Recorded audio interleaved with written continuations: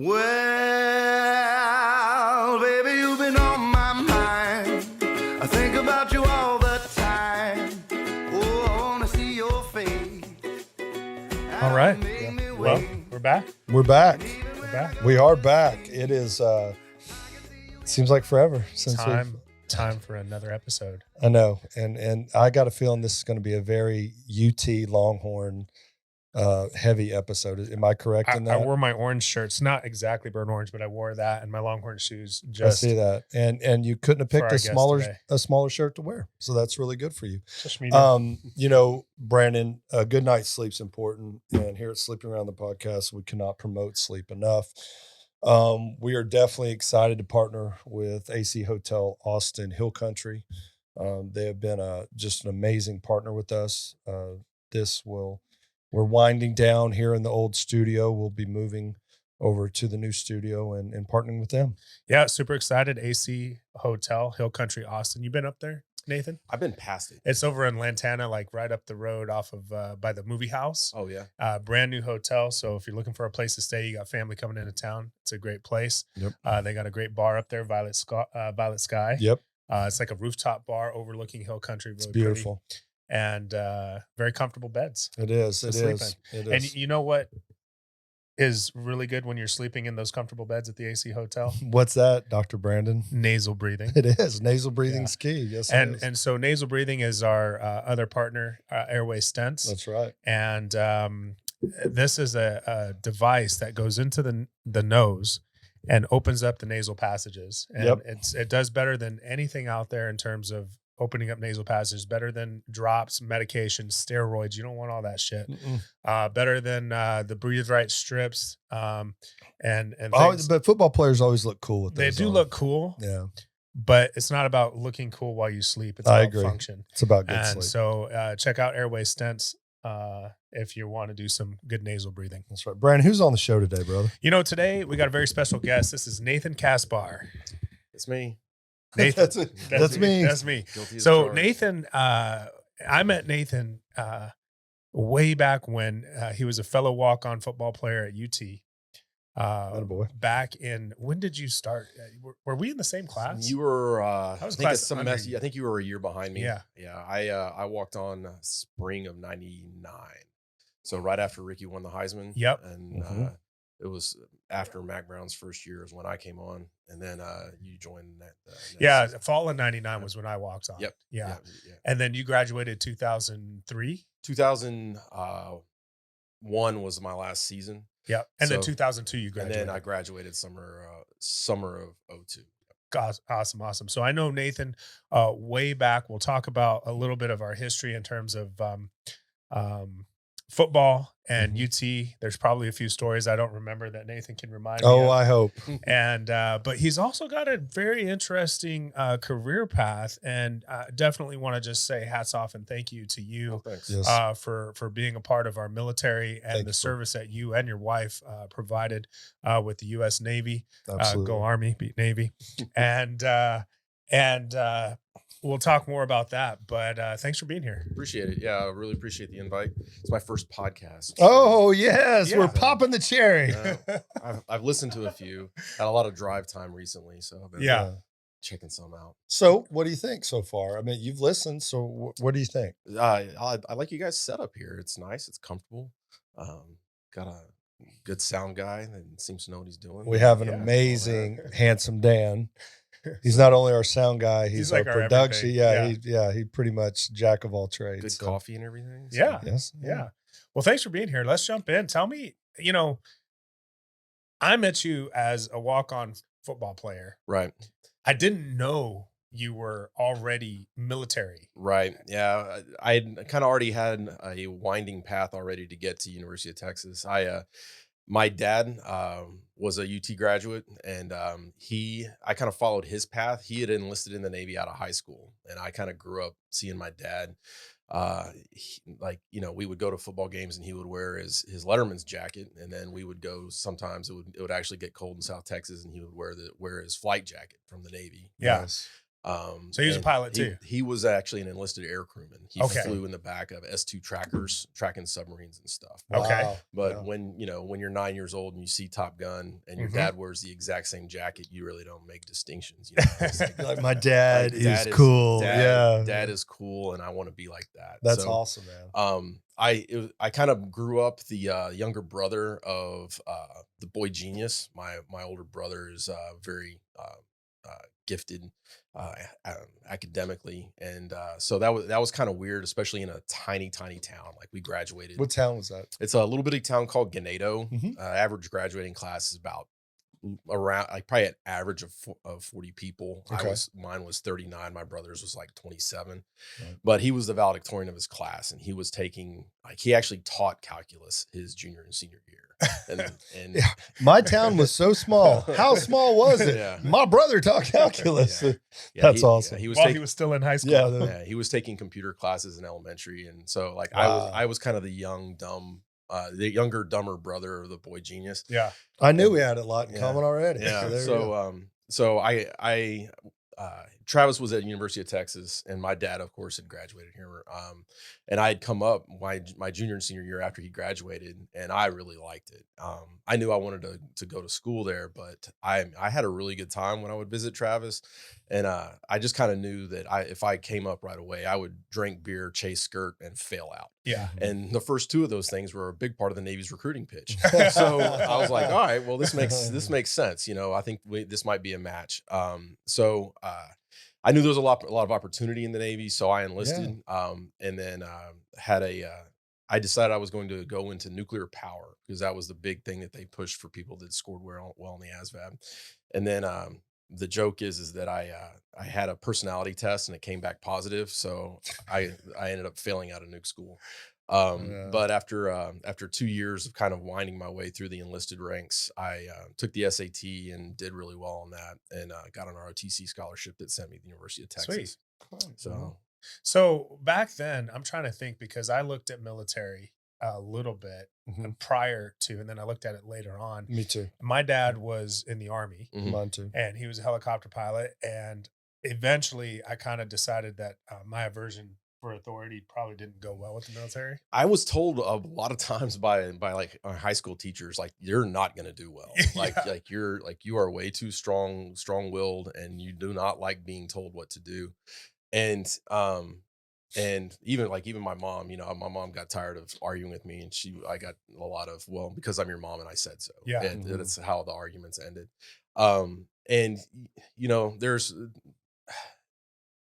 when the authority actually has purpose behind it, and you understand the reasons why, then just my personality, and a lot like what Coach Brown would tell us, you just know your role. Yeah. Like, it's like, okay, well, this is my role right now. I can shut up and color. Mhm. And if I'm being told to shut up and color, but then, eventually you get promoted and you get to the point to where you're trying to figure out how to draw the book for other people to color. And, so you move up, and your roles change. So I know a lot of enlisted people have the opportunity, because you have the scholarship opportunity when you, like, once you finish your 3 years, 4 years, Right. you can go back to school. You got the GI Bill, right? Right. So, but that's not what you did. No. You went to the ROTC route. How many people are enlisted and end up going ROTC route? Is that a common thing? It's or? not terribly common. It can be done.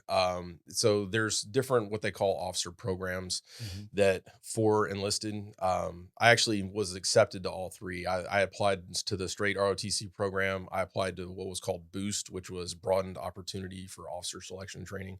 And that was a prep school before you went to college. And then I actually had applied to the Naval Academy and was accepted for that, which was kind of funny because my wife was there at the time, and I might have actually met her a little earlier if I'd have taken that one. But she would have been senior to me, so she'd have been like yelling at me, Telling you what to do. So, well, she already does that. That happens at home now. But you signed up for that freely, my friend. So yes, yeah, I got that. But no, I married very, very well, so I'm very lucky.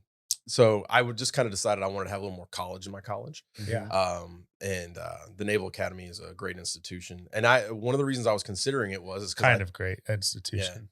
Yeah, it's all right. Yeah. I thought I could play football there. Yeah. I was like, if I go to the Naval Academy, I could probably walk on the football team. You play at high school, I'm assuming. Yes, yeah, I played in high school. I had Damn, did y'all have 8-man? no, we played. It was funny. Like, no, I'm being serious. no, Down there, they have it, yeah. the town that I grew up in, people ask that, and it's like, Yeah. look, this is the small town high school experience, like they make movies about, like Yeah. Varsity Blues, like where everyone shows up in the town. Oh yeah, shuts down for the game. We had, we averaged about 40 people per class. So you would think, half of that would be, about 80 boys in the high school, right? Well, we had our football program. We had, I think, my senior year, we had 76 boys out for football. Wow. Like if Yeah. you're So they don't really have like a freshman, junior. we had junior varsity and varsity. Okay, so just JV and varsity. There's only enough kids for that. Yeah. Yeah. What position did you play in high school? I was an offensive guard. And I love small I schools. actually played every position on defense. So from 7th grade, I was a 2 technique. And then 7th and 8th grade, I played defensive tackle. Yeah. And then my freshman year on JV, I played middle linebacker. And then sophomore year, I played defensive end. And then I moved out to corner my senior year. So I was wearing number 60 playing corner. That's hilarious. I love small towns. which Yeah. is and I was the second fastest guy on the team. And Yeah. I was a pulling guard. We ran the veer, so I did a lot of That's lead blocking. hilarious. Yeah. Like we'd run these sweeps. You were and- perfect for the yeah. Naval, Yeah. or And Army. Yeah. My guess is that there's Football. at least 2 people on the football team that at halftime went and took their pads off and got their The band band. instrument and Yep. went out and did the Oh band. yeah, for That's sure. awesome. Small schools are. in I Texas, know. That's like, what I'm thinking.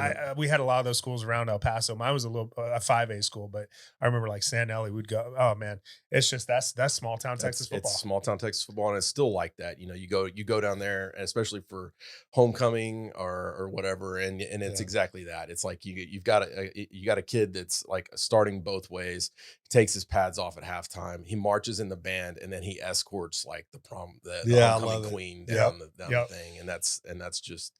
That's small town, Yeah. man. There's That's nothing it. wrong with that. That's good upbringing. Yeah, man. it's very well rounded too, because I got to play I played football, and then so that was Friday night, right? And then Saturday morning, I'd get up and have to be at the field house at 6:00 in the morning to catch the bus for cross country, and then I'd go run 3 miles for on the cross country team, and then we had basketball. I was on the track team. I was also I won our district tournament my senior year on the golf team. So I can't believe y'all had a golf Fucking team. A. yeah, I had my senior year, I was all district on both sides of the ball on football. I was the district 400 meters champ. I was the first medalist on the golf team. And my partner and I went to state in cross-ex debate. I went to state in persuasive speaking. And What A was that? Was that just A? 2A. Oh, 2A. 2A. So Yeah. 2A at that side. Yeah, I think it's so. Let's jump into that. So, I'm a big believer, and it's real trendy now, Nathan. That we don't say once you graduate you got to go to college. Right. Like when I grew up, I'm 48. Right. Man, when you're going to college. Right. And not everybody's prepared. Not everybody's self-aware to go, I'm going to chase skirts and drink beer and I'm going to flunk out on my parents' dime or whatever scholarship. So it's trendy now that people are doing something before they go to school. You had to be so much more life experience coming to UT at that time versus, and I'm not knocking you, just a normal freshman or somebody coming in starry-eyed. Right. It was definitely a leg up coming in physically for the football team, because I was a 21-year-old freshman. Yeah. I was ready to grow. I was so busy in high school. I mean, I graduated, I was 175 pounds. Yeah. Pulling But- guard. Yeah, as a pulling guard. And Now, then- understand, I yeah. live in Katy, Texas, Yeah. part of the time. Oh, You yeah. understand that their offensive lineman weighs as much as professional. Mhm. Yeah. It's Oh, yeah, crazy. they're So huge, high school has totally high school football has taken on a whole different meaning for Right. me. But go ahead. I'm yeah. sorry about that. So, turning 21, the second week of your freshman year, like academically, with the distractions that come with turning 21, may not have been optimum. But All your buddies are like, Yeah. you can buy beer. Exactly. yeah. Meanwhile, I moved to Austin to started the year at 17. Yeah. turned Oh, 18 wow. right after I moved to Austin that summer. So And then, so, I'm an 18-year-old freshman versus this 21-year-old. When I don't really like what it takes to get into UT now, like, thank goodness I'm not trying to get into Texas right now, because It's near impossible. it's near impossible. And I think Even the top 10% rule doesn't apply anymore. it's like 6, and it's a real disadvantage for guys like us that tried to do something well and tried to be well-rounded in high school, because it's really hard to, you have to make academics your sport to get into the University of Texas. Or you just got to be a freak, and no offense to walk-ons, Right. or just an incredible athlete. Right. And it's like that with all D1. Yeah. So I think the legislature is going to have to do something with figuring out how to factor in extracurricular activities into class rank, because you're going to end up making the top state institutions just these academic factories, and then you end up with graduates with no real life experience and no context. But I will tell you that part of that system. So when I did my GA, I worked for a college. They don't care about that. It's a state-run college, unless it's private. They don't care. It's all about the rankings, and that's how they get funding. And besides y'all having second most money ever to Notre Dame because they have the Catholic Church, it still doesn't matter. It's going to be those rankings and the A&Ms of the world. Does God give Notre Dame all their money? No, but there's so many jokes. We can make so many jokes about that. But no, Notre Dame obviously falls under Rome, and Rome has more money than anything. Yeah. But my point is that I don't see that ever changing. In fact, my daughter's 17. Yeah. And for her, I mean, she's very bright, smart, did incredible on the testing. She couldn't, if she wanted to go to UT, wouldn't be accepted. And it's a joke. You're like, she makes all the requirements, but then they go into the, like you said, the percentage of rank. It's gotten incredibly tough. And, I was fortunate to go to UT when we did. And I was fortunate to be pretty high ranking in my class. I had a much bigger class than you. Our class was like 600. So mine was 400. Yeah. And so they created that top 10% rule because they also, it's interesting because on one hand, it's grades, SAT score, ACT score, and class rank. But on the other hand, they really do want diversity and all this kind of stuff. But it seems like they want that in a way that they're not, they could get it in better ways, I guess. Right. Yeah. It's the percentage system kind of came out of a court case that was diversity related. And then it's just kind of had to get tighter and tighter and tighter due to enrollment restrictions. And then what you end up with is not anything close to what the original genesis of the idea was trying to get. Well, the idea was if we take the top 10% of every class and we have kids from inner city Dallas, kids from South Texas, kids from the Valley, that we're going to get 10% from every class. And then that will help increase diversity. I don't think it's happened the way that they intended it to. And I'll even take it a step further. I think the idea of an SAT and ACT, the theory behind that is it determines how you will do in your first 2 years of college. I am living proof that had absolutely, positively nothing. I could not take standardized tests. I had a great grade point average. I just couldn't seem to crack it. Now, I did play baseball on scholarships, but I'm also that example that I had to make a certain score, and they were like, you can't get into this certain school unless you make this score because it determines. And for people, I don't know if I had a learning disability. It's just a standardized test. And all that time, I couldn't focus or whatever. So I do think that they need to change it, but will they? I mean, will they honestly change it? I mean, I think it's back to your point. I think. Yeah. That kind of change takes a lot of pushing. And with the state levels, a lot of that has to come from the state legislature. And we know how quickly things move through. Yeah, but you guys, you Longhorns, you guys always find a way. That's true. You guys have amazing boosters. And well, let's go back to that. You guys signed. Hold on, let me give you your love. I congratulated you and all my other great friends who went to you. You got Arch. You got Arch. I don't know how you guys got Arch. That's exciting. I don't care how you guys got Arch. All I know is we are piggybacking on you guys, the SEC, and so more exposure to you is more exposure to me. There you go. And yes, I'm a Sooner. Oh, I'm sorry. Yeah, it's okay. You don't have to apologize. You don't have to apologize. He didn't actually. You didn't graduate from OU. Oh no, I'm not smart enough. Yeah. No, going back to my point. He's an Okie though. Yeah, I graduated from Oklahoma Baptist University with my undergrad degree. Yeah. And I'm not Baptist either. So figure that one out. Yeah. Can we get back to him? Yeah. Thank you.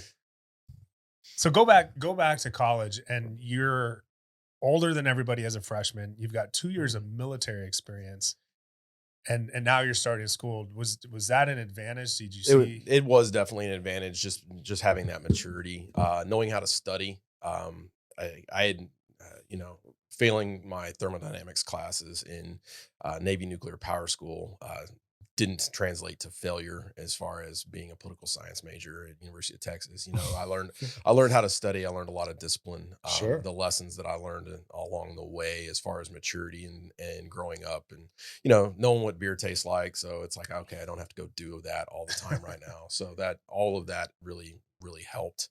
I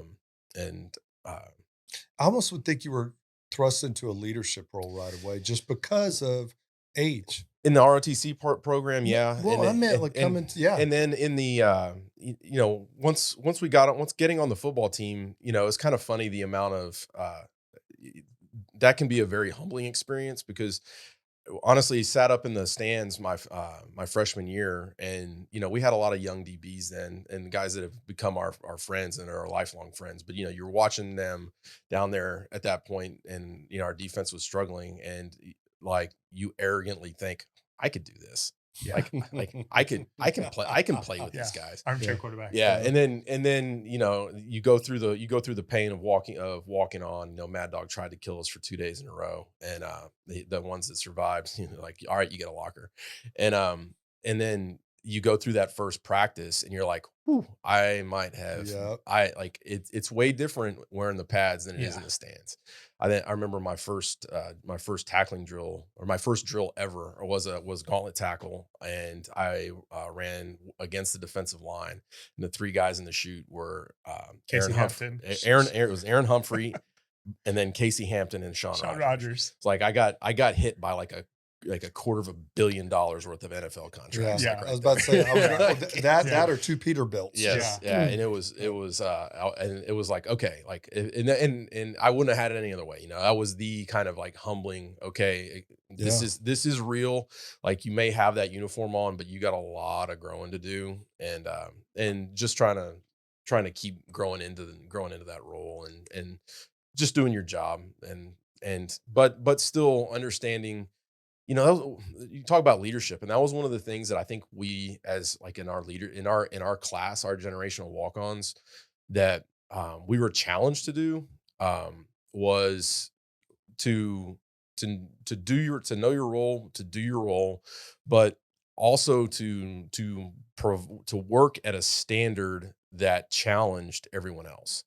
And that was something that the coaches then, Coach Herman, whose time as a head coach, I think everybody would have liked it to have been better, but he was a very fiery young coach at that point, and he would challenge us to go down and embarrass the scholarship guys. And that was the challenge every day, was like, look, if you can go and you can whip them, and you make it so that they can't take a rep off in practice, then they'll know they can't take a rep off in the game, and all that'll transfer. And if we lower the floor, then the ceiling's only going to go. Goes back to what I think you said Mac Brown said. Y'all call him coach, but like you said, know your role. Yep. That was your role and opportunity. It was the role. It was just it was kind of a, okay, iron sharpens iron. Yes. And if I can turn the heat up on myself, and it takes a lot of heat to make strong steel. If I turn the heat up on myself, and I turn the heat up on these guys, then they're going to be that much stronger when they go in the game. And I know I'm a practice player, and I know that I'm, the spotlight's not going to be on me on a Saturday, but we all win as a team. Well, Nathan he was a class ahead of me, and from a leadership standpoint, it was easy to see. I came on as an 18-year-old. I walked on, and just like Nathan said, I walked on. It was the fall, which is the craziest thing, because the walk-ons were actually after the first game of the season. Mm-hmm. So the first game of the season, we played NC State. We got 3 punts blocked and a kick. They beat us. They embarrassed us at home. I remember. And of course, again, sitting up in the stands, I'm like, I could do better. I'm gonna go save this team. So, and I had given up on football. Yeah. I came to UT on an academic scholarship. Mhm. I came to UT because they had a great acceptance rate into dental school. They had a great pre-dental program. And so I already kind of knew I was into dentistry. I wanted to go into dentistry. And So that's why you chose, yeah. So, but I'm looking at it and then I see the sign, walk on tryouts. And I'm like, yeah, if I didn't try, I would always wonder, could I have done that? Should I have done that kind of thing?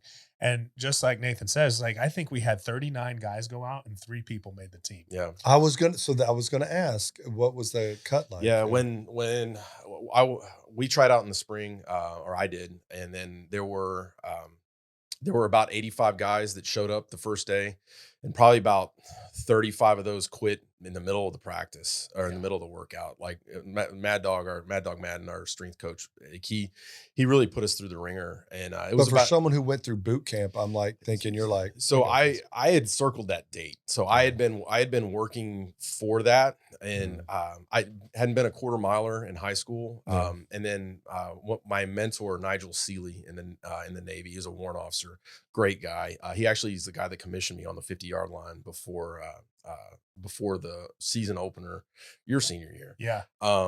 But 2 guys that have no like as far as like growing up. Nigel grew up in Trinidad, and was enlisted in a warrant officer, and then we crossed paths in Groton. But he took me under his wing and probably broke some Navy fraternization rules between officers and junior enlisted. But he was like, "No, you're going to come run 5Ks with me." And we would run 5 and 10Ks all over New England. And I actually got, pretty good. I was running, 15-minute 5Ks. Whoa. Yeah. Jeez. Yeah. So when Mad Dog was pushing everybody, you were kind of like, faking it. Like, so we do the survival. We the first survival run we did, I finished, and like, I just kind of started talking to him, and he was like, it's like, "You're not even winded." I'm like, no, I trained for this. And so I was in pretty good shape. See, I was the opposite. I was hunched over, throwing up, Mad Dog standing over me saying, "It's time to quit, son. It's time to quit, son." and you can't handle the heat, son. It's like, August and or whatever in September in Austin. And I'm just like, "No, sir, I'm not going to quit." And but I mean, they if you didn't know any better, you would think they literally are trying to kill you. Well, yeah, I love that. So I wonder, do you think they do that anymore? I don't. To two guys who've been there. So I don't. Okay. I think the process is very different. Like, have you seen the seasons we've had the last couple of years? Unfortunately, the walk-on program really languished after Coach Brown departed. The new athletic director didn't. He saw it kind of as an expense item, and Coach Strong didn't have the kind of the foresight really to bring it back. So I thought Herman was going to bring it back. He did. I thought so. He did to a large degree. Yeah. So I like Herman, by the way. I don't care how I love him. Yeah, I like him too. Things didn't work out for whatever reason, but no, he's still a good dude.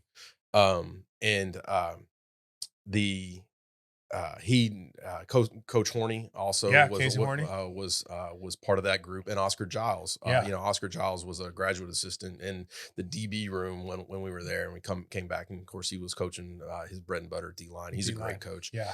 But those guys, they were the scout team coaches, so they were more our coach even than Coach Aquino was.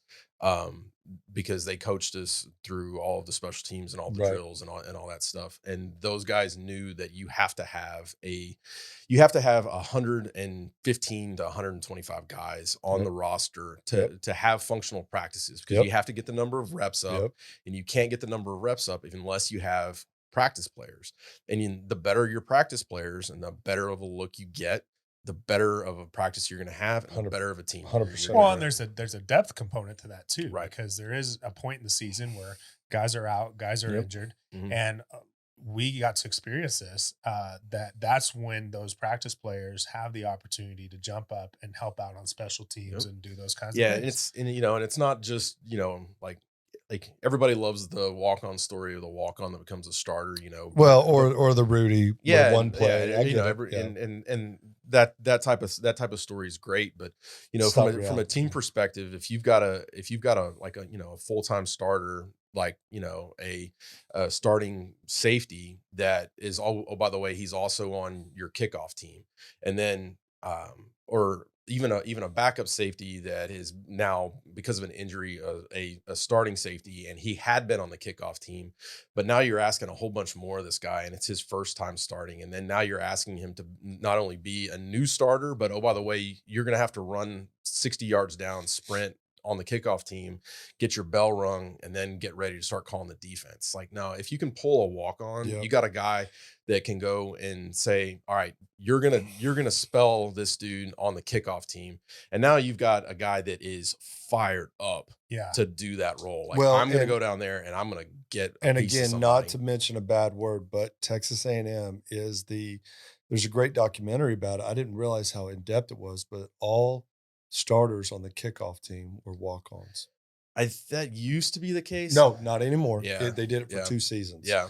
But I was like, holy crap. Like, Yeah. that is crazy when you think of the level of Yeah, you'd have a But- bunch of motivated dudes. Yeah. but now they always have one. And Yeah. they wear the number Yeah. 12. Yeah. But I still think that story that we're talking about is more realistic. A guy who played sports, Mhm. everybody's on the team. And the lessons that I've learned from the hardships, even in 2 days back in the day of football, but just with baseball and stuff I've done, I've been able to take those lessons. And to this day, as a 48-year-old man, still do that. Yeah. Is that a fair statement in your life? Well, that- yeah, I think so. And from the team aspect, Yeah. like, it's not like we had two different tribes. Like, we were walk-ons and we had that. So we have that bond, but we didn't have like, it wasn't like, oh, well, we had the scholarship guys and then we had the walk-on bus. We were all very tight. Yeah. But I think, but all of our scholarship guys, like Maude Brooks, Leonard Davis, those guys would challenge you in practice, and they wanted to see you do something cool. That's Yeah. cool. Like, when you came in and made a play. Oh, they like, got excited. oh, they were so They- excited. yeah. That's You know, cool. having the starters, having, Yeah. Ahmad, Rod Yeah. Babers Yes. getting psyched when a walk-on I love that. makes a play was awesome. Because they That's they cool. see how hard you work. They see it. They're like, man, I wouldn't be doing this for free. You're crazy. And they're like, So they respect you yeah, too. Oh, Hell yeah, yeah. There was never an ounce of disrespect from the scholarship guys to the walk-ons. If anything, it was the opposite, because they're on scholarship. They're getting paid. They've got career prospects that they're looking out for, and they see you're out there doing the exact same work. So having you on our podcast, this gives me a chance. So usually we have guests on that I know, and we talk, and Brandon Yeah. always asks some good questions about it. So I'm going to throw a couple at you with your permission, but you got to have a good Brandon story for us. Now, you knew you were coming on the podcast. all right. Brandon is an open book. So full disclosure, I'm not his lawyer, but he's an open book.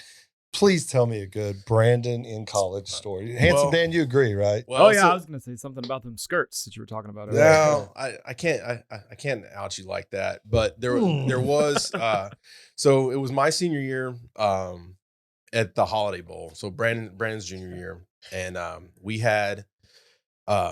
we were disappointed to be going to the Holiday Bowl. Washington. Yeah. Yeah. So it was Washington. We had beaten the crap out of Colorado in the regular season, and then we lost to them in the Big 12 championship game. Yep. If we'd have won that game, we'd have been in the national championship game. Yep. Yeah.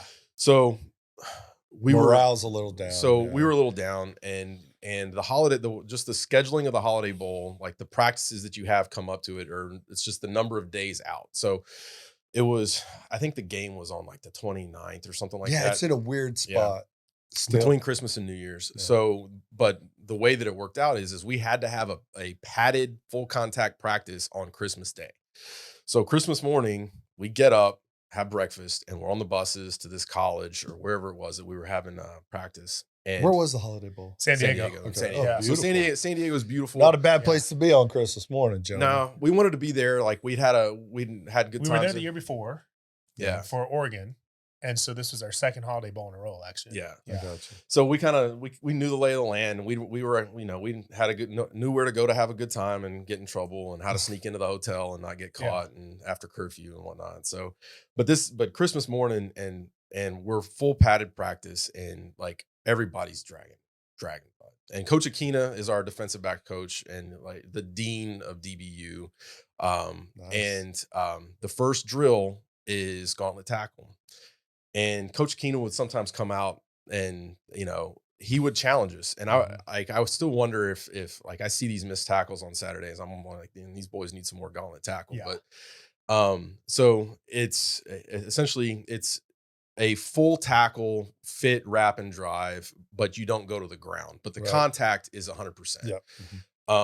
So Coach Keena comes up to us, and he can see that everybody's dragging. And another good friend of ours is Brad Hermes. Brad actually has a chapter in the book that Coach Brown wrote called The Deaf Kid. Brad's completely deaf, had his entire time on the team with an interpreter, who was great. And Brad's a great guy, tough as nails. Yeah. Like if Brad's a guy that you want to fight with you. And but Coach actually sent everybody else, all the other walk-ons, away, and he only, because there was usually a line of like 6 or 8 of us to run, and we would take turns. And he came to us, and it was me, Brad, and Brandon. He's like, only you guys. He said, I want you to smoke these fools, run them over. And the starters, you know, some of these guys, you know, ended up playing in the national championship game, first round picks. Like Nathan Vasher, Quentin Jammer was still there. Yeah, I mean, Aaron Ross was there. Mike Huff was on the team. These guys were freshmen. Ahmad Brooks, Rod Babers, you know, all great players. But Coach Keenan Jackson, and Coach Keenan didn't tell them what was coming.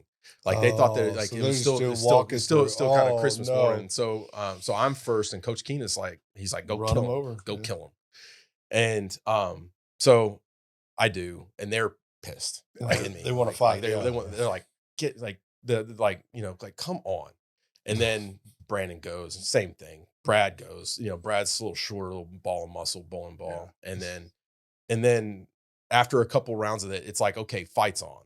Yeah. And Coach Keenan's yelling at him, firing up, you know, in his Hawaiian accent. Hey, you guys better, you know, they're killing you guys. You know, just these walk-ons kicking your ass. Oh, now they're firing them up. up. So now it's a fight.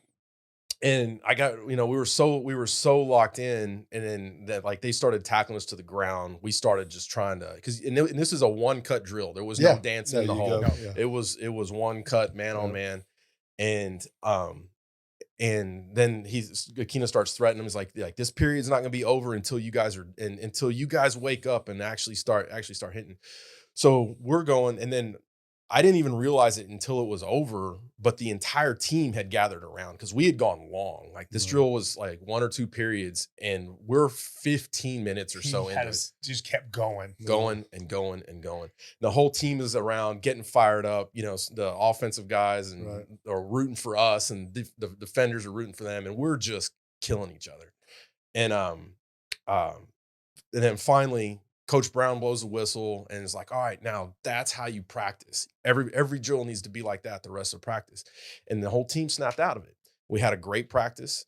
And you know, went home, went back to the hotel, and had fun Christmas and whatnot. But then the game didn't start very well. You know, we got weighed down in that game, and Major brought us back, and we ended up winning the game. But I remember it was after the game, I think it was Coach Tolley came up, and he says, we don't win that game if you guys don't turn that practice around. That's cool. And that was just one of those things where it was like, all right, which group is going to, you know, put their cleats in the ground and say, all right, the lackadaisical stuff stops here. And Coach Akina decided it was going to be his group of walk-ons, was going to set a tone with his guys, and to their credit, you know, all the scholarship guys all responded. It's like, all right, fight's on. Yeah, fight's on. Here it is. And that's cool, man. And that's a credit to Coach Akina too. Yeah. Coach Akina was a ball of energy, and has just been. He was a quarterback. Yes, he was Warren Moon's backup Warren Yeah, Moon's backup. Quarterback. at the University Yeah. of Washington. Yeah. And he So just how good was he? And you know, like that's one of the crazy things is that like one of the, like people will say, well, like, hey, you played at Texas, like were you good? I'm like, no, I was a no talent walk on. But then I think it's like, you know what? Like all the guys I played behind, like were really fucking good. real NFL draft Yeah. picks. Like I might have been good. I Yeah. don't know. Well, and here's I the couldn't thing. be- I wasn't that good. Yeah. But think about it, that's D1 Yeah, walk on. right. So you could have played and you could have played Sure, maybe some yeah. other D1s. No, I think so. Dan and I are a little disappointed with your answer, sir. We Yeah. were hoping we would, we were hoping we would get, and then Brandon stepped up and his pants fell down or something. Yeah. I don't know. pants No, fell I down. joke. But part of the reason we have you here, and besides your friendship with Brandon and the background, and you said something even before the podcast is you said you're excited to talk about your issues Well, with sleep. Hold on, because I want to follow up with one football Oh, question. go ahead. Before we No, jump go in. ahead. And Go ahead. I want to talk military too. Yeah, 'Cause that's we what got an illustrious military career. Not uncommon to piss some people off at practice. No, I feelings are not necessarily in my high priority list. So not uncommon. We're going hard. Sometimes the scholarship players are dogging it, and we're going against the offense or the defense, or no, when we're going against the offense, a lot of times. Who do you think was maybe the person that during your time at Texas you pissed off the most? Most often or worst? Both. So Tillman Holloway and I got in a fight once. Yeah. I was on a blitz, and like we hit like head to head, and Back when you and could. yeah, Mhm. and like it stung him, and he was pissed, Yeah. and we ended up. Tillman we ended up in a Holloway fight. ate 16 pounds of prime rib at the Cotton Bowl. Yeah, and Jesus. Yeah. And I love Tillman like a Yeah. brother, and your brothers fight. So Yeah. it was a football fight. It's Yeah. like he thought I should have been chilling out a little bit, but So that was the most. yeah, that was the most the most often it was probably I think I got chewed out the most.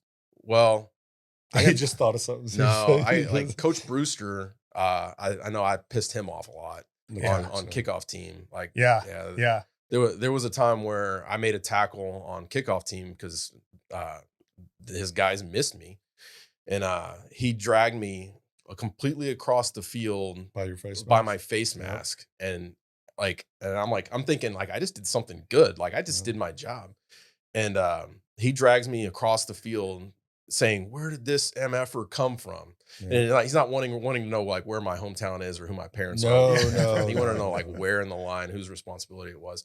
But like he didn't like it kind of made me mad because it's like he treated me like dirt kind of because I had done something well. But what happened was is he put me back in the line and like he's like this MFer better get blocked. Yeah. And Coach Herman comes up and Don't let him block you. yeah. And he says, you know, like go effing wreck it again. Do it Yeah, again. keep Go doing it. do again. it again. Right. Just he's like, just go blow it up. I love it. And I was like, hell yeah. And so I take off, and then I had like 5 guys block me. Yeah. Because like they didn't even know who they were supposed to block. They just knew that I. Well, had they to just get do blocked. that. Don't let him. Yeah. through. Yeah. So No, I definitely. So I will get to that's how I wanted to end the Yeah. podcast. But I definitely want to talk about sleep because you said something interesting, and there are a lot of our guests we do we do a little pre warm up. Obviously, they fill out on our link, but you said no, man. I want to talk. Yeah. I want to talk to you about some things. So, is it a fair statement just to say, hey, man, you want to repeat what we were talking about? well, before sleep the is a pod- struggle for me. And honestly, a lot of it ties in with the military stuff. Sure. I wish it tied in with your sponsors a little bit more. I wish it was something like a breathe right strip or something, but I don't know if it's the repeated blows to the head or the combat or the other stuff. Have you been diagnosed stress. with PTSD? So Is that too personal? I you know, apologize. it's a PTSD is a very wide net. It sure and, is. and it's one of the things that it's kind of a catch-all, I think, especially within the VA.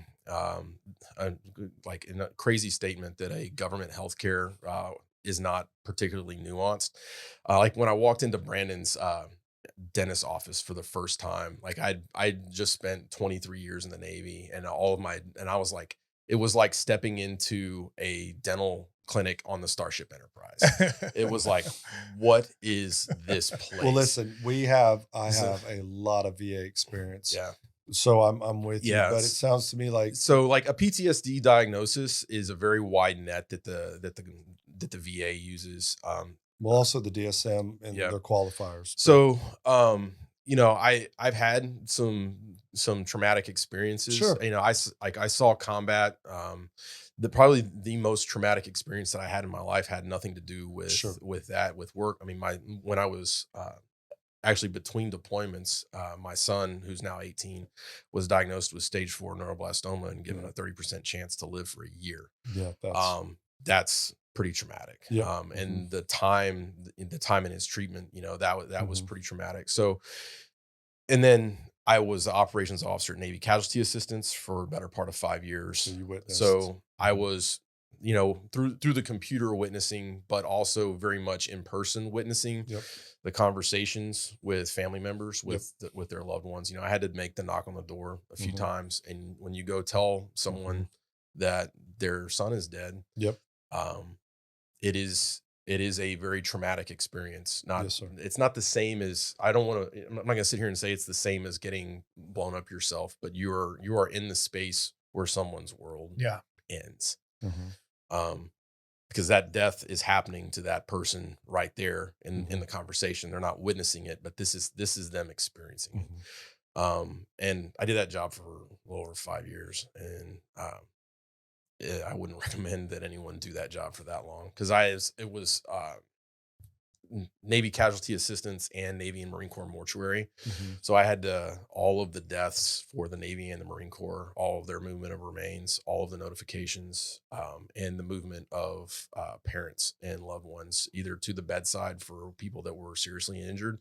So we'd have to call the family members and say, okay, this has happened, and now you're either going to Germany or you're going to Maryland or whichever hospital, and talking with the parents through this travel situation or through the funeral experience. And then when President Obama got elected, we started actually bringing the families to Doverport Mortuary for when the casket came off the plane.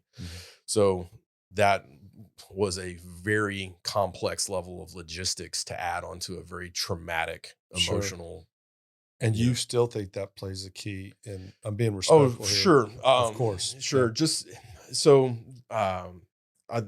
just being very candid, like nobody likes talking about, like, nobody wants to say, hey, I've been diagnosed with a mental disorder, but I was actually diagnosed with adjustment disorder while I was towards the end of my time on active duty. And they said, that it's the common cold of mental illnesses is how they termed it.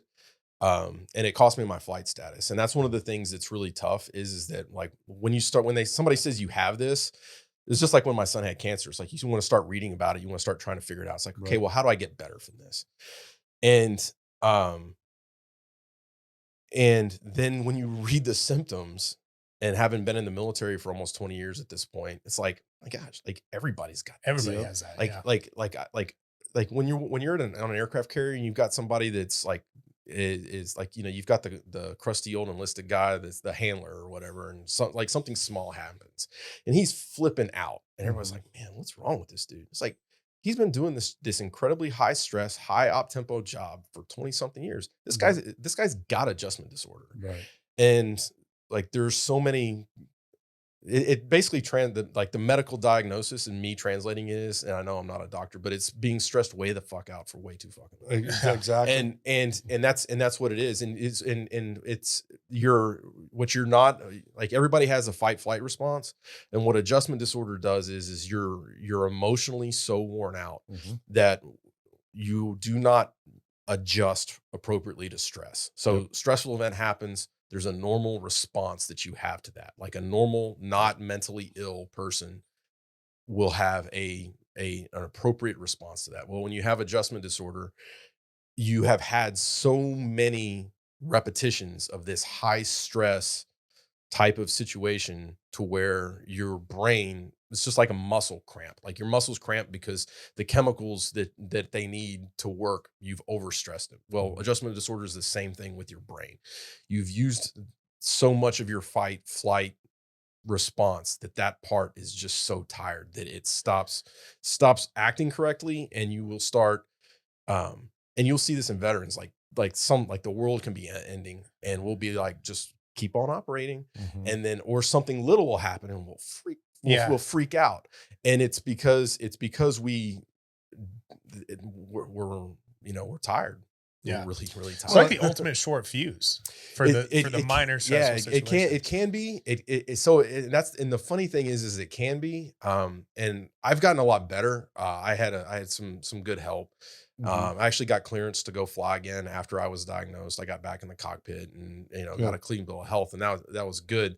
But there's still times where like I have to take a deep breath and be like, okay, like you need to use the tools that you were given to process through this. But like for some things, it can be a short fuse, and some of that, it's kind of hard to know like where the edge of that is like training and experience. Like when things are very loud and the volume gets turned up, it's like, okay, I'm trained and I know it's like, okay, I can go, I take the volume down and I'll go slower and do things right while everyone else is running around in circles. And then there's times where in a calm situation, you'll be presented with a situation and it's, well, why didn't you do blah, blah, blah, blah, blah, blah, blah, blah, blah, blah, blah. Like, why didn't you have all of your immediate action items memorized so that you could have the appropriate response? And then flying off the handle like that, of course, isn't the appropriate response, but it's just part of the, it's part of the programming, I think, that the military gives you, and deprogramming that's one of the things the military is terrible at. You need to get your brother ready for it if he's still in the game. He is. The military does a very terrible job of preparing and people for the down ramp into civilian world. That's my brother went through. My brother, Marine, fought in the very first storm. They were over in the Persian Gulf for a year and a half on the boats. So I have empathy and sympathy, but going back to, so there's still those sleep issues. You said something out there that I just want to repeat with your permission and cut it out if he doesn't want it. You said you don't remember last time you didn't have assistant was with going to sleep. Yeah. I haven't had an unmedicated night of sleep in over 4 years. Yeah. And it's like, I think everybody's kind of got an off switch, and my off switch is broken. Like my gas tank, I still have a gas tank and that's full. So it's like, if I don't have like medicine to help my off switch work, what do you take? Lunesta. You tried anything else? Yeah. I tried, Ambien? At first, when I was first diagnosed, I was given a 10-day supply of Ambien, and that worked really well. But they don't want you to be on that long term. So you did Ambien for a little while. I did Ambien. And that was really just to kind of, so when the story that led up to me being diagnosed with adjustment disorder, I was actually going to fly. I was going through what's called the fixed wing instructor training unit. Now, what did you fly? So I was a helicopter pilot by trade. Got it. And then I was going to be a flight instructor in Pensacola. And I was going through the instructor training syllabus there. For fixed wing though? For fixed wing. Okay. So what kind of helicopter did you fly? H-60s. I was a Seahawk pilot, just like your brother. Your brother, whose name is Nathan, is also Nathan. He's a Mike Model Blackhawk guy. He's a god among men. Helicopter pilots are definitely a different breed. A little bit of crazy. A little bit. I love that. He was the 160th. Nate was. Oh yeah. Yeah. Awesome. That's tip of the spear. Oh, dude. Yeah. Yep. Can't wait to meet the better brother. Oh, Go ahead, sir. Yeah. So in the Navy, everybody flies fixed wing in training first, and so you get your fixed wing hours, and then you branch off into jets, props, or helos. And then another Longhorn who Brandon's close friends with, his name's Chris Stroop. We actually were in the same walk-on class. He had been a SEAL for 6 years, so we met at this walk-on dude tryouts. He talk about maturity. Right. He brought a whole nother level to the walk on. Yeah, he had 6 years in the SEAL teams prior to walking on with my class. And we had kind of talked about it. 9/11 happened my senior year. Yep. And so we were like, okay, well, where's this war going to go? And, Yeah. I saw Top Gun when I was 9 years old and told my parents in the parking lot I was going to be a Navy pilot. And I took kind of a winding road to get there. But then I was just looking at it. It's like, okay, this is not going to be a jet war. This is going to be a counterinsurgency, special warfare centric war. And if I want to fight it, I'm gonna have to be a helicopter pilot. Mm-hmm. So that's why I chose helicopters. I wish I'd have been able to do more. I was getting ready to go on my second deployment when Cole was diagnosed with cancer, and my commanding officer says, "Look, you would be a sociopath if you could compartmentalize a child with cancer and be able to operate 10 tons of whirling death. So you're going to go off to the hospital and you're going to get your son well, and the Navy will figure things out." So So you were going back to class that we talked about the 10-day. Yeah. Okay. Yeah. So with Ambien, so I was going back to be an instructor, and I had some other stressors going on in my life. Sure. Some pretty significant stuff. And then I was walking to the aircraft and started seeing stars. Like you remember when you do a big heavy deadlift and you see like a flash of light that takes off everywhere. I know exactly. So I'm walking to the jet, and I Headrest. start seeing stars, and I'm like, and Commander Orlowski Ski, he's like, "Yo, are you okay?"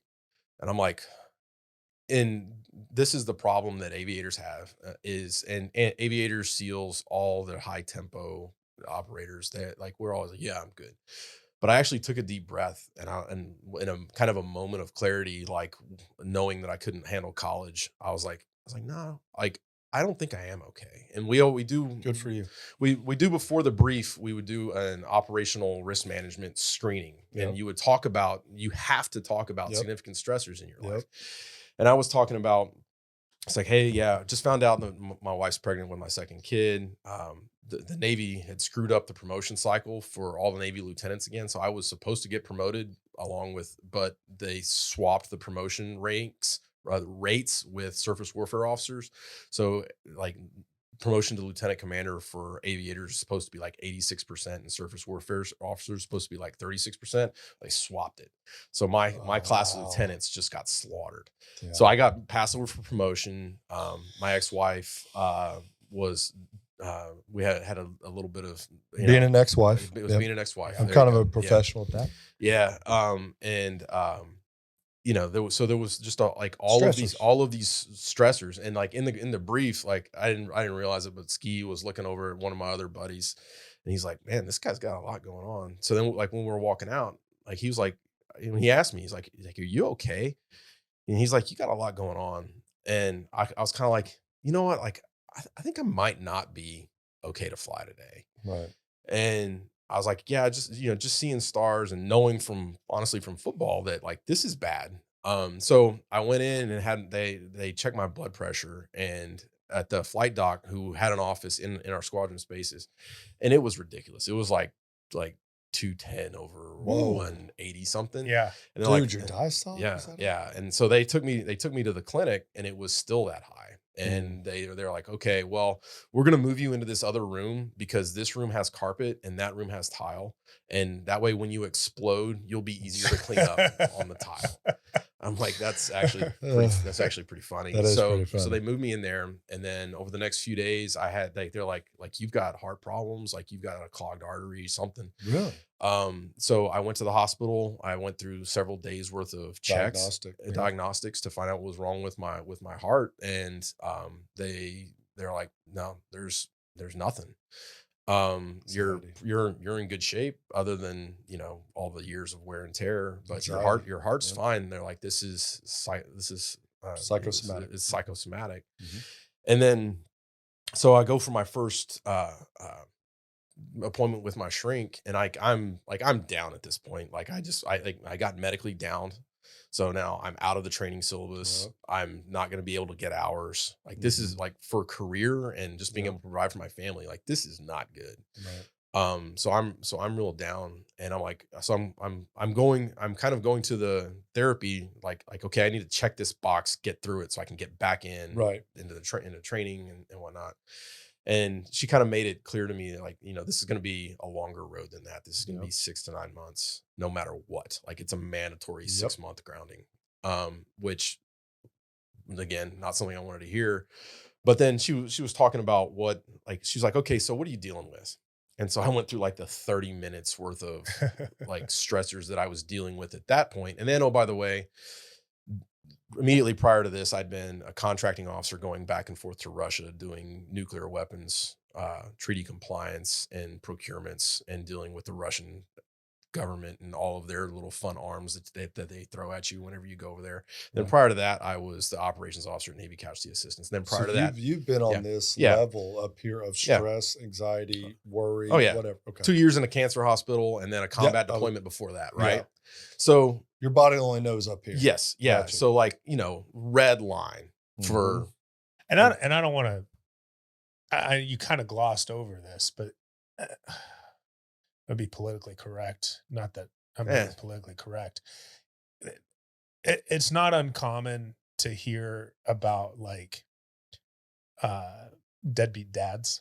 Right. And I don't want to be disparaging or anything, but your relationship with your ex-wife and how that happened with Cole. Right. She wasn't very involved. I mean, you kind of became a single dad. I was definitely a single dad. But like almost like a full-time single dad. A full-time single dad. Yeah. And was for a lot of years. Yeah.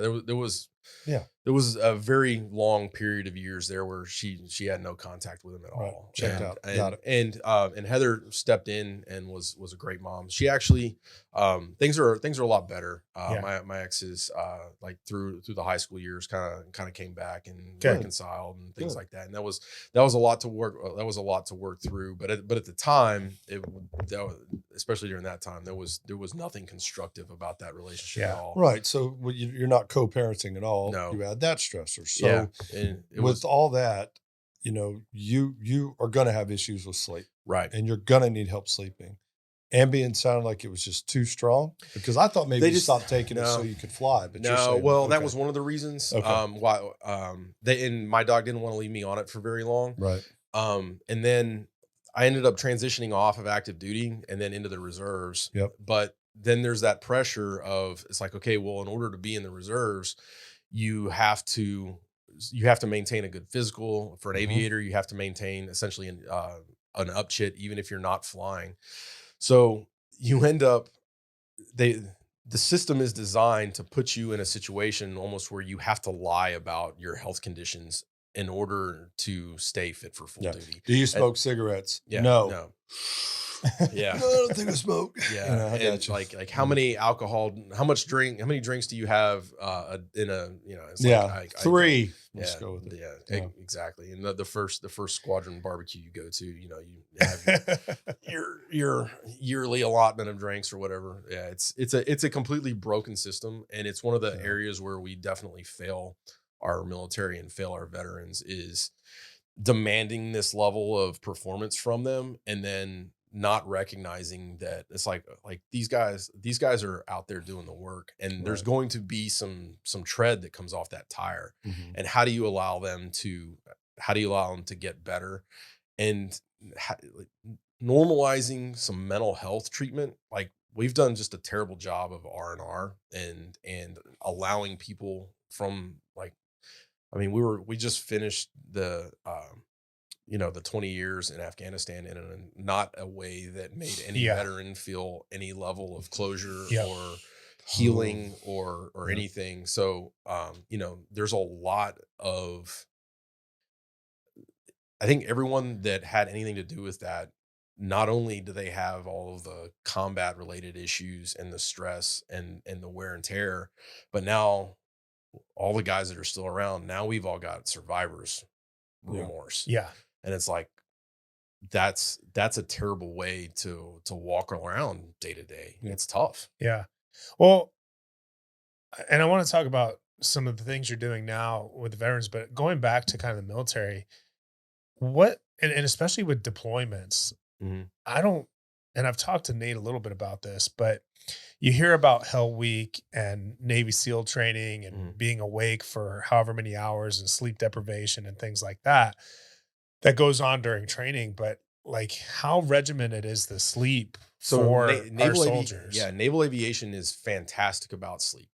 It is mandated. Like you have mandatory sleep when you're in a flight status in the Navy.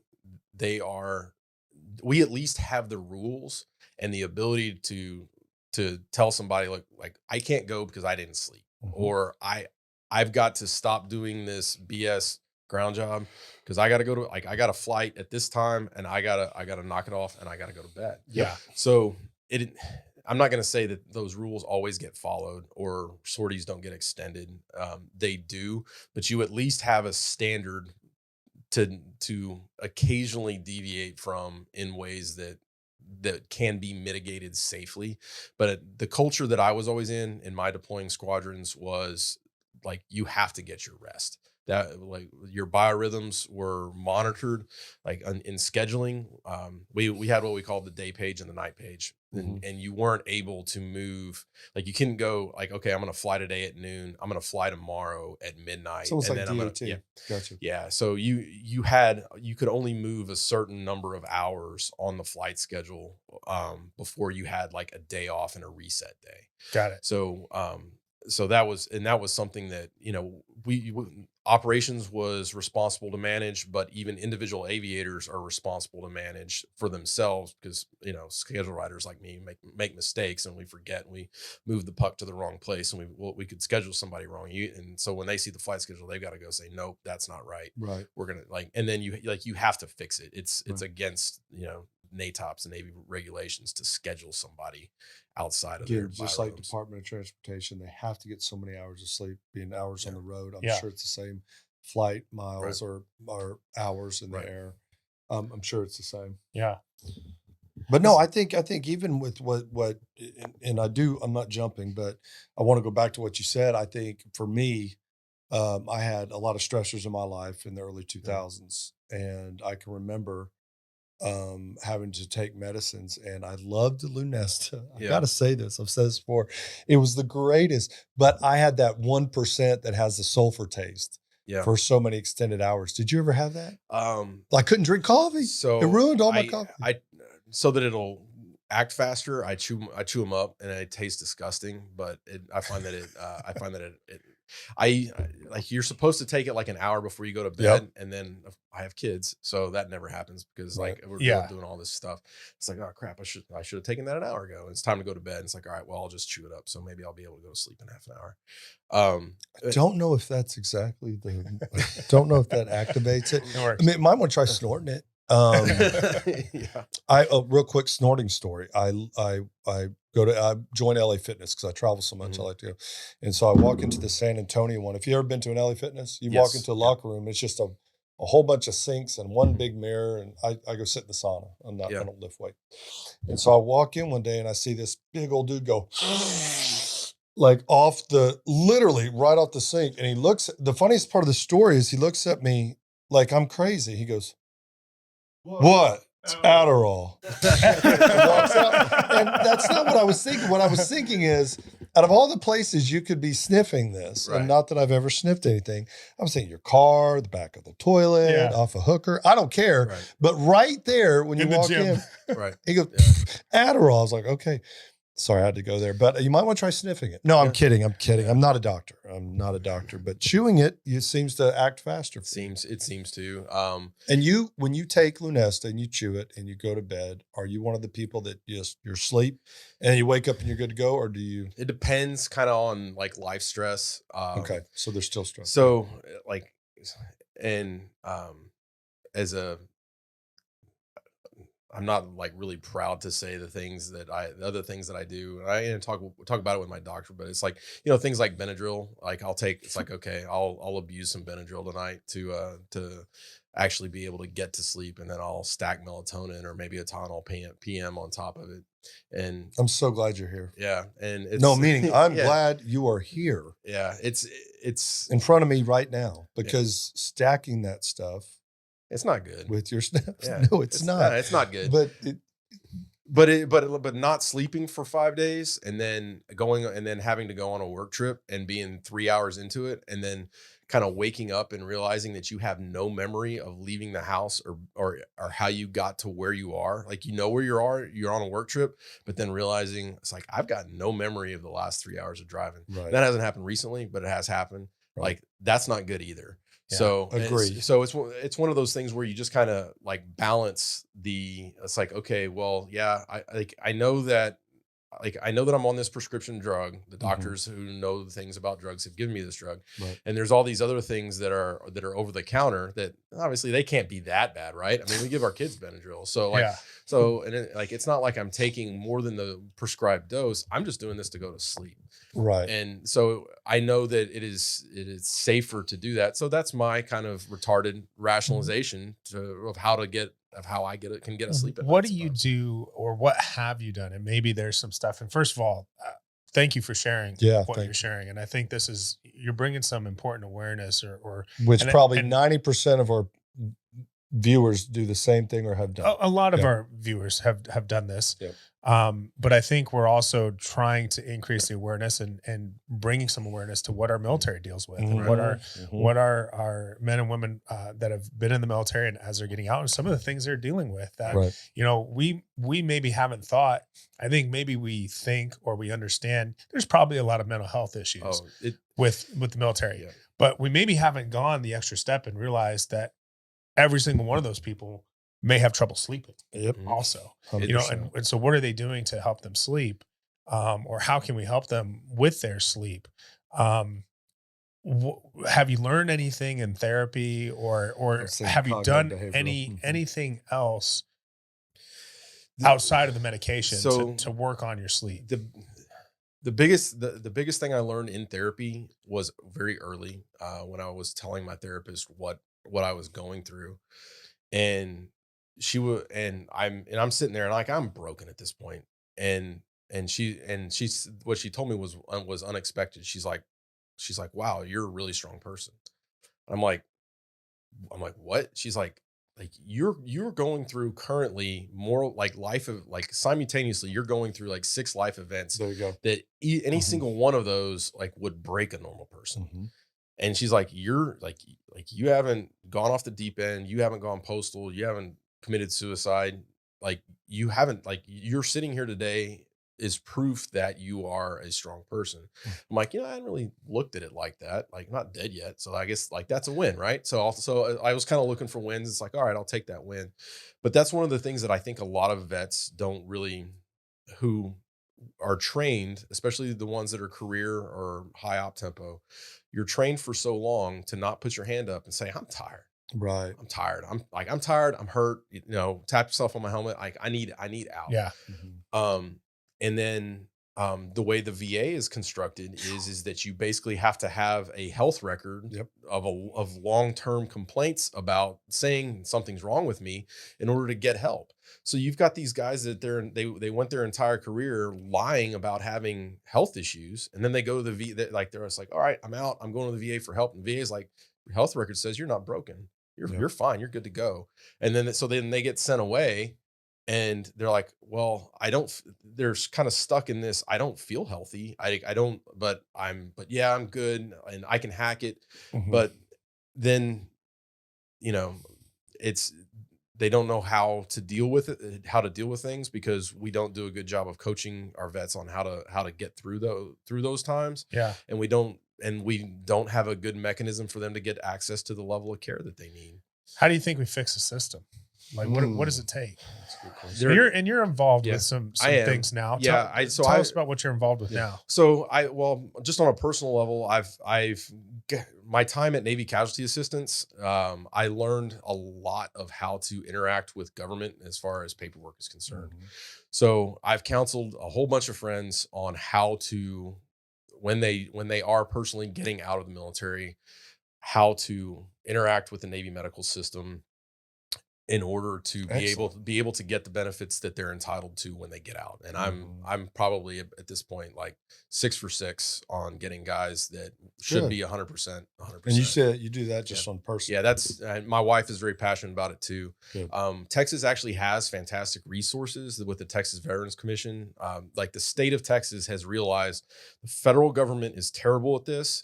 Let's establish an agency to bridge that gap, and Nice. that agency is the Texas Veterans Commission. Well, some states are better at that than others. Texas, obviously. Texas is the best. That's where I'm from. I yeah. was born here. You weren't. What are you talking about? They got here as fast as I could. But yeah, so they are a very good entry point, so that helps. But really, just kind of, it's hard to say, well, nationally, we need to remove the stigma. Honestly, part of what I'm trying to do is going on places like this and just saying, yeah, like I consider myself, a high functioning member of society. It's like, okay, I have a job. I'm a retired lieutenant commander in the Navy. I've done a whole bunch of different things. I've done a whole bunch of things professionally and at a pretty high level. And I had this mental illness and I went and got help for it. And like, I'm not here to say, look at me, I'm the world champion in recovering from adjustment disorder, but I at least know you can do it. I know that you can raise your hand, you can get in help, you by saying that you can do it, you can get onto a path to be better. And but you have to, like, it's not like a cut that's going to heal. Yep. And it's like, all right, well, that was that cut that I had 5 years ago. It's something that you're going to have to be very intentional about living with, and making sure that your loved ones know. It's like, look, I'm living with this. So like, if this is something that I'm living with, and since you love me, like, you're going to have to understand this is something that I'm living with. This is something that I'm fighting through. See that I'm trying to do better, and understand that I'm not going to be perfect, and accept that. And so, but like the military has a long way to go about accepting the fact that what they're doing is causing mental health issues in their troops, and then making it okay for them to be able to go get help for that, and then rejoin the service without penalty. Because like, if somebody's in an accident, right, or like a bomb goes off, they get burned, they go to the hospital, they get treated for their burns, and they're like, you pass physical, you're fit for full duty, right? So they're like, oh, well, you can see the burns, but you can't see all of the stress and that trauma and all of that and all that other stuff. And so there still is this stigma of, if you put your hand up and you say, I've got something going on, then that person is kind of considered damaged goods forever. And the only difference between them and everyone else is that person was honest about and I could go around any squadron in naval aviation and Army aviation, like, especially like a social function, and be able to diagnose like 5 or 6 people just with their interaction. I'm not a doctor or anything, but I can be able to identify. You can identify symptoms. You recognize. And, yeah, you say like the way that this guy has reacted to that. Like, these are symptoms of trauma, and like just being stressed way the fuck out for way too fucking long. And these are great people who just need a break and a little bit of help. Yeah.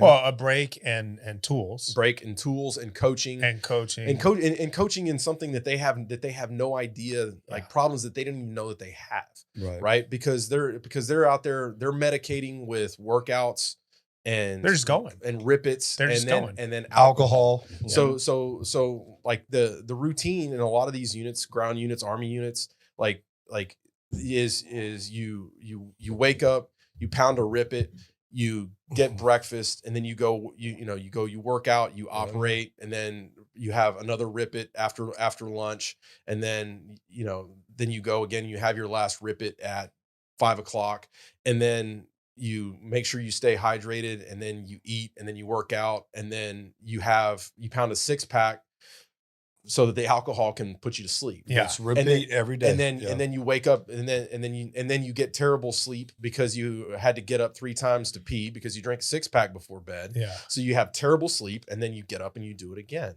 And yeah, When and does the cycle end? When does it start? Got it. Yeah. unfortunately, where it ends is these guys get out, and then we have 22 veteran suicides a day Yeah. because these guys go from red line, and they're redlining, and they're working for a very specific purpose. These are purpose minded, principled people that are working their tail off for something, and then they get out of the Navy, or they get out of the Army or the Marine Corps or the Air Force, and all of this purpose, all of this camaraderie evaporates. It's gone. Wow. And then they have all this time.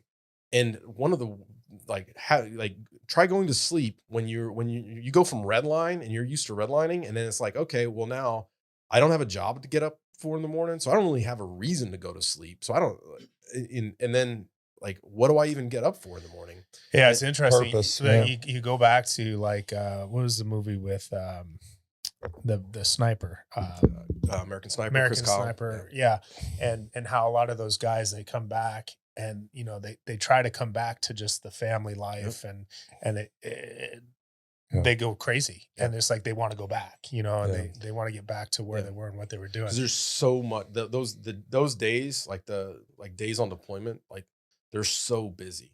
Yeah. Like, they're like, I mean, it's funny. People will say, like, you know, like with the politics and the political action committee and stuff like that, people say, well, how do you do all this stuff? And it's like, man, I'm just not used to, like, I'm used to filling the days up. Yeah, Like, yeah.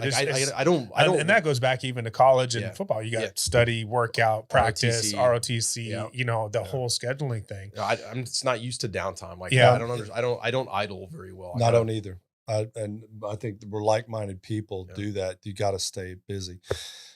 So for your personal, you're helping out with the writing, getting Mhm. 6 for 6 professionally. Yeah, I know you hit on it a little bit, but I want to make sure that we get the message out. Well, and also, I think, tell us, for the average Joe, if we're watching this, and obviously maybe one of the messages is we just need a better understanding. Like, the people Right. who don't understand what Yeah. veterans are going through, Right. and what our military are going through as they go through their duty, but also as they come Right. out. But if anybody wanted to, Yeah. what kind of resources, where could they donate time or money that question. could maybe help in this endeavor? You know, really just kind of being aware of that struggle is helpful.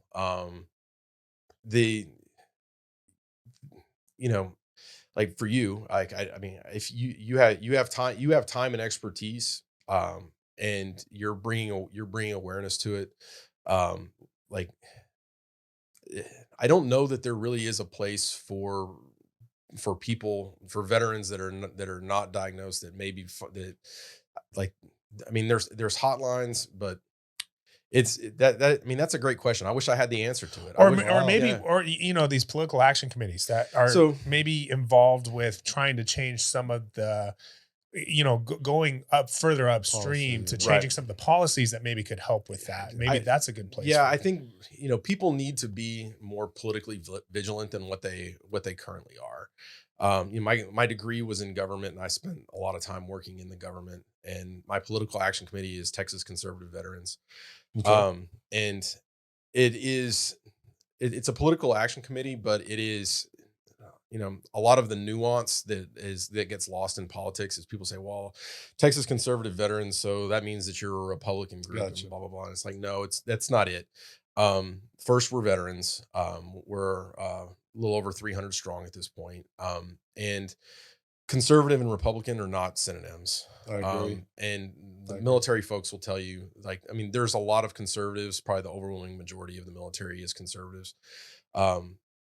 And that's because you put your hand up and you swear an oath to the Constitution. So, Mhm. so that is really where the conservative part of Texas Conservative Veterans come up. It's an extension of the oath to preserve and protect the Constitution of the United States. Got it. And politically, that breaks off often, you know, conservative and liberal, Republican, Democrat.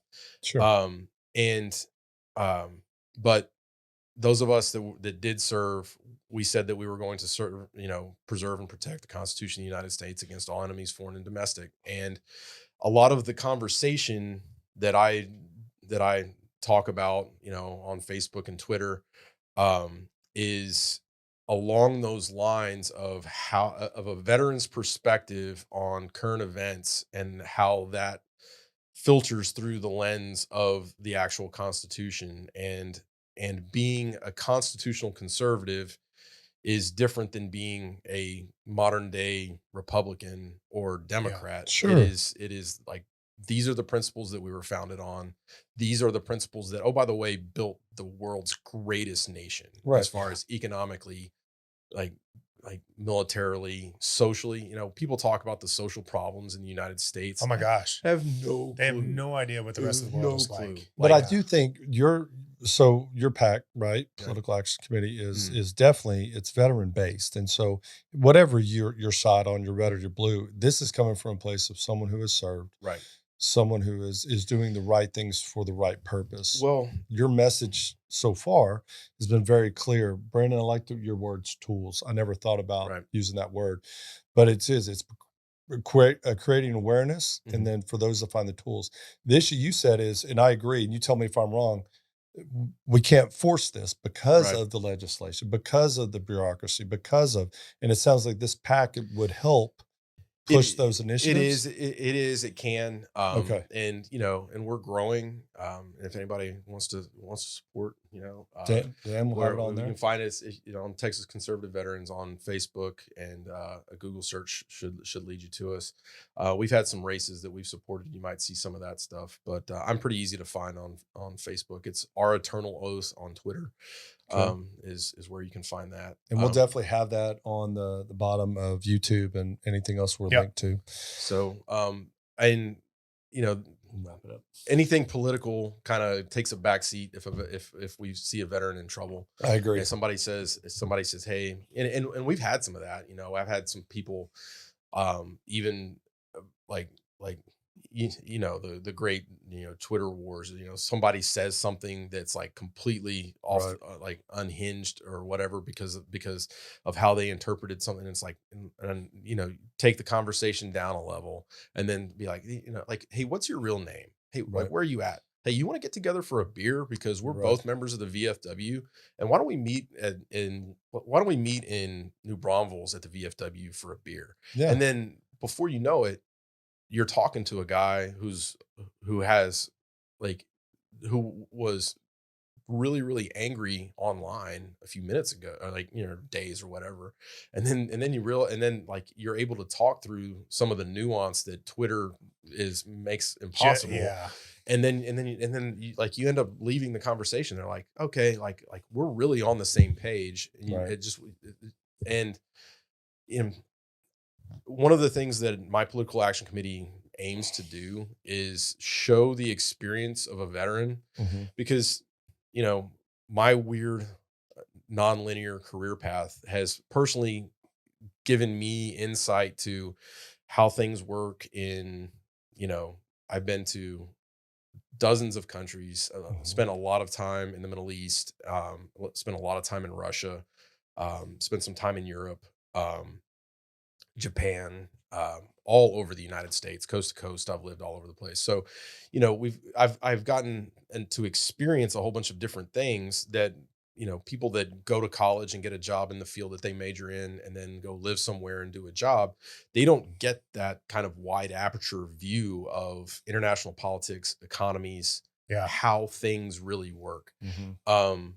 From different tiers. So that's like, people say, well, why should I listen to a veteran?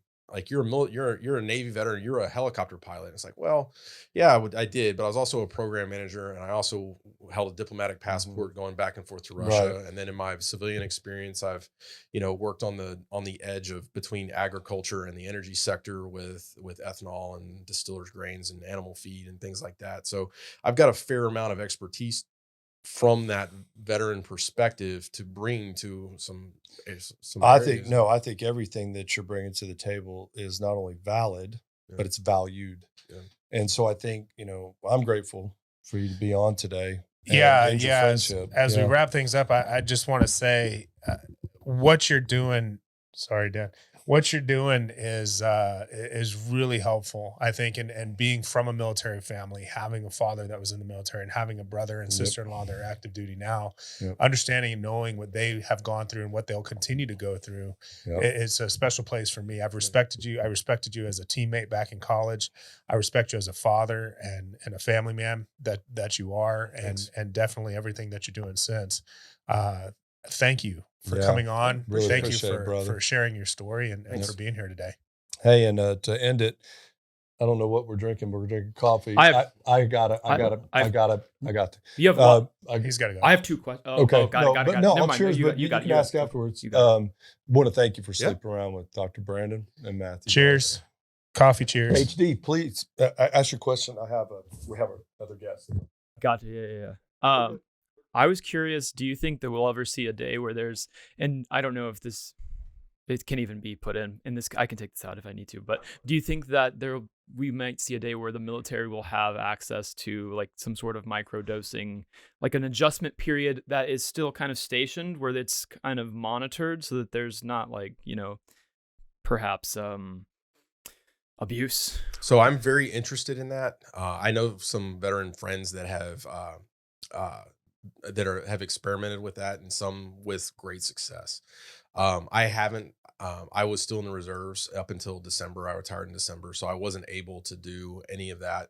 I'm interested in it. I think that if it is a legitimate therapy, that it should be investigated a lot more. And but I'm also where I work in the feed industry. I actually have some animal-based CBD products, and I know that I've seen it with cannabis and CBD on the civilian side. Like that stuff works. Yeah. But the problem is that it works. And the problem with it is that because it works and it's cheap and people can grow it in themselves, like there's like 2020 and 2021 have taught us that there's a multi-billion-dollar pharmaceutical network, and they can affect global economies and vaccines. I hope that we can get to a point to where enough people can get access to experimental therapies. I'm very like experimental therapies are way underrated. My son's life was saved at St. Jude Children's Research Hospital on an experimental cancer protocol.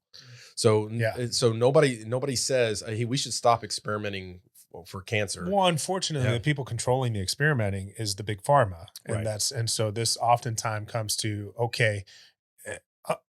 man, I wish I didn't have to say this, but it doesn't come down to will it work or can it help. It comes down to will it be profitable? Can you make money? How much money can we make off of it? And so how can we control people? Yeah, I've got a supplement for you to try though at nighttime, because it's a CBD product, and we had the founder on, and it's been a good product. It's good stuff. So we'll talk about that. But what was your other question? Well, now I have another question. You said animal-based CBD? What does that even mean? So, equine CBD for like elderly horses, goats. It's for okay. It's for it is not. We're not grinding up animals and CBD products. We the company is called Dynamic Extrusion, and we have a equine Serenity, and it is elderly horses. They thrive on it. It just takes years off their clock. Dairy goats. My mom actually has dairy goats, and she gets very emotionally attached to her goats. And so she had her oldest goat is Louise, and she was gonna have to put it down. And I was like, Mom, try this. And the goat is like it's back in its teenage years. It is actually. This might be the first goat story we've had on the show. Actually, this goat has weaned itself off of having to take. It stopped taking like the liquid aspirin that it was taking for pain, because it wasn't feeling pain anymore. Oh wow! And CBD stuff works. Much lighter note: how fast is the second fastest person on a football team in Ganado? The fastest guy on our team was a guy named Greg Lee, and Greg was an incredible athlete.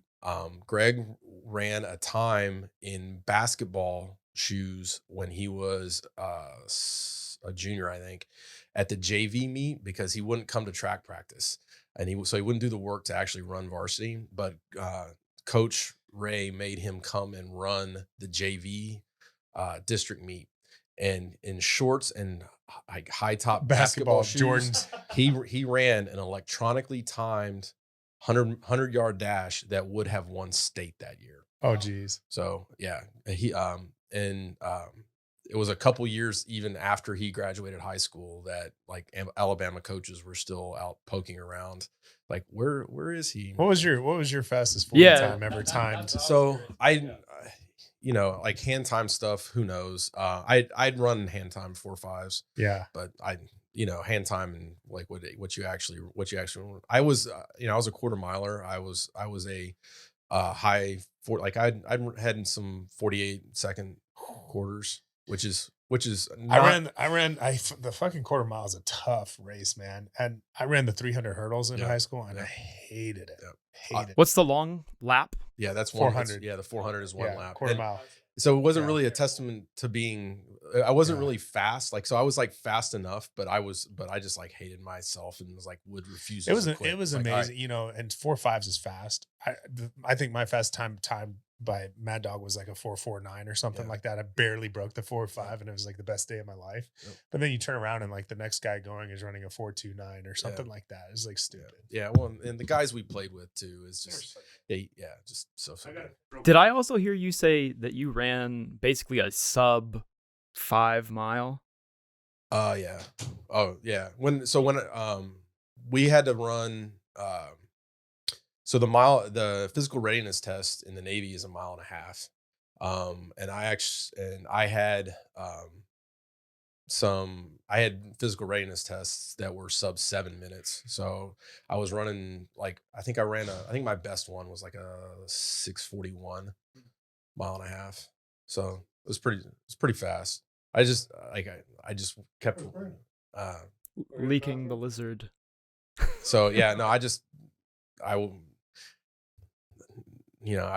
had this way to kind of just, it's like, okay, this is going to hurt for a little bit, but let's see if we can put a number down that makes people go, ooh. Yeah. I like it. You're a soldier of life. I love it. Love it. Well done, sir. Let's do it. When the sun goes down and the moon is high, we'll be chasing stars till the morning light. Come on, fly with me.